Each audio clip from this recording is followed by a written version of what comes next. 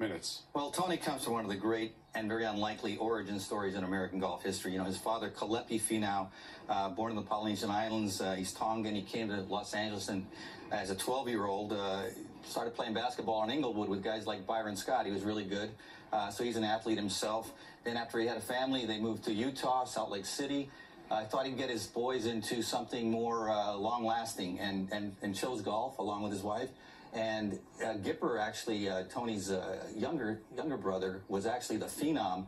But after Tony saw Tiger win in 1997, he was inspired. They started playing. Now, this was a poor family. They were in a garage in Salt Lake City with mattresses against the wall, with Salvation Army clubs, just beating balls into that mattress. Now, Kalepi got Golf My Way. He had never played golf. Got Jack Nicklaus's book, read it, looked at it as an athlete, started teaching his sons intuitively what he thought was athletic. They got better. When he finally took them to a driving range, lo and behold, they're like 9 years old. They're hitting it past everybody. They're just long. They're gifted. They got the right swing. Kalepi did a good job. And then Tony wins the World Junior at age 12. He starts drawing a lot of attention. Johnny Miller's in Utah. He, starts to mentor a little bit, give good advice. They start playing at a place called Thanksgiving Point where Johnny built a golf course. Then Tony goes to the ultimate game, $1 million sort of winner, not winner take all. He loses to Scott Percy, but he makes $100,000. He meets Lee Trevino. Lee Trevino gets some kind of a club contract with Callaway.